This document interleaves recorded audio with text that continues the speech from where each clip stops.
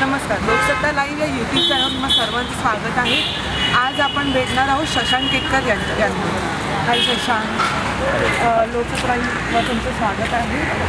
तुमचं आता गाणं येत आहे, तुम्ही अभिनय क्षेत्राकडून आता गायकीकडे वळताय आता, सो त्याबद्दल मी बोलतोय अशातला काही भाग नाही आहे. मुळात एक कलाकार म्हटल्यानंतर सगळ्या गोष्टी तुम्हाला पडताळून बघायच्या असतात एक कलाकार म्हणून, आणि त्या चौकटीतनं बाहेर पडण्याची फार आवश्यकता असते कुठल्याही एका कलाकाराला.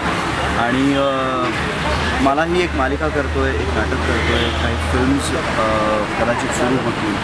तर ह्या व्यतिरिक्त आणखीन काय मी करू शकतो हे जेव्हा स्वतःला विचारतो तेव्हा मला असं कळतं की मी गाऊ शकेल कदाचित. आणि म्हणूनच हा एक प्रयत्न आहे गाण्याचा.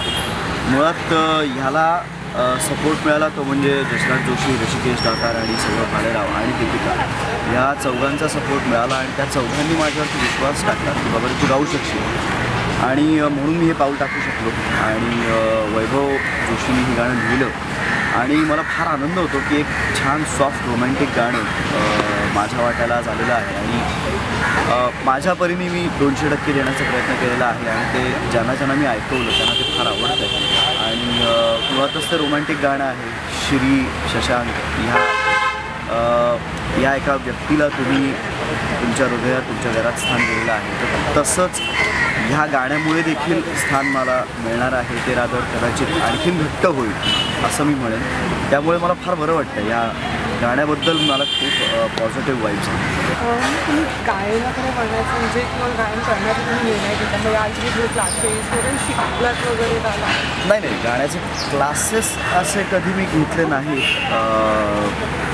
मुळातच मी चांगला श्रोता असल्यामुळे असेल कदाचित, किंवा कुठल्याही कवितेचा अर्थ समजावून घेऊन मला ते ऐकायला आवडतं. त्यामुळेच कदाचित ते माझ्यासाठी म्हणणं काही प्रमाणात सोपं झालं की कवितेचा अर्थ मुळात मला चांगला असेल तर तो भावतो. आणि वैभवदादाची ती खासियतच आहे, कारण तो इतका मोठा गझलकार आहे, तो इतक्या छान गझला त्यांनी केलेल्या आहेत. तर त्याची ही कविता, त्याचा इतका छान अर्थ आणि सॉफ्ट रोमॅन्टिक, जो मुळात माझा पिंड आहे की रोमॅन्टिक काहीतरी दाखवणं, ऐकवणं, सांगणं, कुठलीही रोमॅन्टिक गोष्ट सादर करणं हा माझा पिंड असल्यामुळे काही प्रमाणात ते मला सोपं गेलं. गाण्याचा क्लास निश्चित घेतलेला नाही आहे, पण आता मला वाटतं की हो, याचं कुठेतरी तांत्रिक शिक्षणही घ्यायला हवं. पण वेळेच्या अभावी आत्ता ते जमत नाही आहे. पण म्हणून मी हे धाडस परत करणार नाही आहे. धाडस मला परत करायचं असेल तर मी त्याचं शिक्षण घेऊनच हे धाडस करेन. होणारी सिमी या घरची खूप चालते आहे त्याबद्दल तुम्ही काय सांगायचं? म्हणजे आता जो ट्रेंड चालू आहे, श्री आणि जान्हवी वेगळे आहेत. रसिकांना एक सवय झाली होती की श्री जान्हवी एकत्रच आहे, त्यांची एक लव्ह स्टोरी बनण्याची सवय, आणि आता हा सेपरेशनचा एक काळ आहे, तर त्यांनाही एक कुठेतरी खटक एकतर तुम्ही ट्रेंड म्हणालात तर असा ट्रेंड काहीच नाही आहे. ही एक कथा आहे मुळात, आणि श्री जान्हवीची ती कथा आहे. आणि ती कथा दोन माणसांची आहे. दोन माणसांचं आयुष्य कायमच कधीच गोड नसतं. आयुष्यामध्ये कायमच चढउतारे असतात. प्रत्येकाच्या आयुष्यात उतार येतात, तसं ह्या गोष्टीमध्येही एक वळण आलं, एक उतार आला.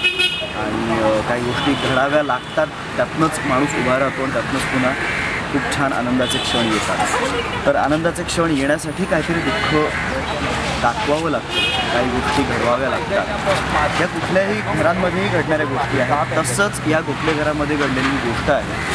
आणि इतकंच आहे, त्याच्यामध्ये काही सिरियल भरकटते का किंवा आम्ही पाणी घालतो आहे का वगैरे अशातला काही भाग नाही आहे.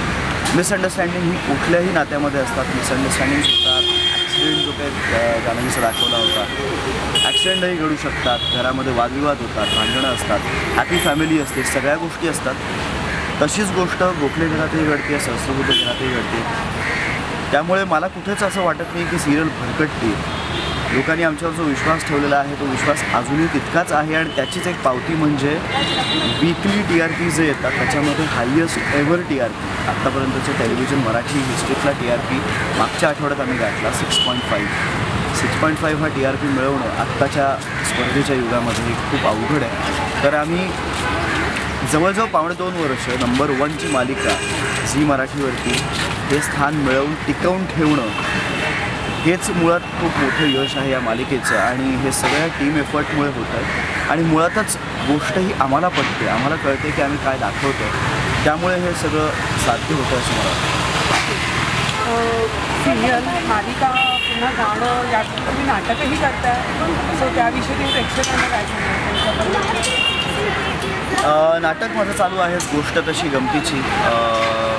ज्या नाटकाला माझं ते पहिलं नाटक आहे, पहिलं व्यावसायिक नाटक, आणि व्यावसायिक नाटकाला इतकं यश मिळतं आहे हे खरंच सगळं स्वप्न होतं माझ्यासाठी. कारण पहिल्याच नाटकाला जर इतके हाऊसफुलचे बोर्ड्स, इतकं पॅक ऑडियन्स, आणि गेले आता 130 प्रयोग झाले.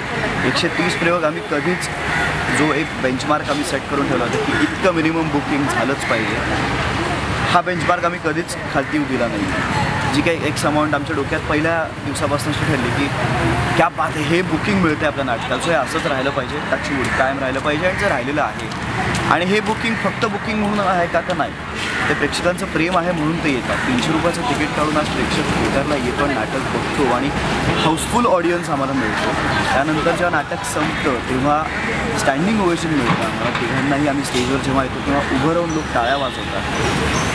याच्या इतकं मोठं पारितोषिक कुठलंच नसतं. आणि मग या पारितोषिका, ह्या शाबासकी व्यतिरिक्त अजून काय पारितोषिक आम्हाला मिळतं, त्या सगळ्या स्पर्धांमध्ये मिळालेलं नॉमिनेशन आणि तिथे मिळालेली अवॉर्ड्स. म्हणजे मग ते पहिलंच आम्हाला मिळालं ते म्हणजे निकटा दुबईला जे अवॉर्ड्स झाले त्याच्यामध्ये मला सर्वोत्कृष्ट सहाय्यक अभिनेत्याचं अवॉर्ड मिळालं, आणि प्रेक्षक पसंती सर्वोत्कृष्ट नाटक असं एक अवॉर्ड आम्हाला मिळालं. त्यानंतर झी अवॉर्ड्सला आम्हाला सर्वोत्कृष्ट अभिनेता मंगेश कदम, अभिनेत्री वीणा भागवत, लेखक मिली राजला, आणि सर्वोत्कृष्ट नाटक गोष्ट तशी गमतीची म्हणजे अर्थात सोनल प्रोडक्शन्सला सर्वोत्कृष्ट प्रोडक्शन म्हणून अवॉर्ड मिळालं. तर अशी अवॉर्ड्स मिळाली. कालच संस्कृती कला दर्पणचे नॉमिनेशन्स डिक्लेअर झाले, तर मला सर्वोत्कृष्ट काय म्हणूया त्याला आपण, एक डिक्लेअर्ड अवॉर्ड त्यांनी केलेला आहे. आणि पदार्पण असं पण म्हणून नाही आहे, या डिक्लेअर्ड अवॉर्डशिवाय परत अभिनेता, अभिनेत्री, लेखक, नाटक आणि दिग्दर्शक अशी 5 नॉमिनेशन्स आहेत, आणि लक्षवेधी भूमिका म्हणून मला डिक्लेअर्ड अवॉर्ड आहे. तर इतकी जी अवॉर्डची बरसात होते, इतकी टाळ्यांची बरसात होती, तर हे इतकं घराघरातलं नाटक, म्हणजे जशी मालिका घराघरातली आहे तसंच हे गोष्ट तशी गमतीची हे घराघरात पोहोचलेलं नाटक आहे. कारण मुलगा आणि बाप यांच्यामधलं जे एक भांडण असतं की मला नोकरी करायची आणि तू मला बिझनेस करायचा आहे, हे जे कायमचं द्वंद्व असतं, तर ह्याविषयी भाष्य करणारं हे नाटक आहे. आणि त्यामध्ये आईची कशी गोची होती, हा खरं तर खूप गंभीर विषय, पण तो इतक्या रंजक पद्धतीने आम्ही हाताळलेला आहे, आणि त्याचंच कदाचित हे कारण असेल की आम्हाला इतका चांगला रिस्पॉन्स मिळतो नाटकाला सुद्धा. धन्यवाद, तुम्ही लोकसत्ता लाईव्ह गप्पा चालला, आणि तशी तुमची मालिका पुढे चालली, त्याचप्रमाणे तुमच्या गाण्यालाही तितकाच प्रतिसाद मिळून देईल यासाठी आमच्या खूप साऱ्या शुभेच्छा. Thank you so much.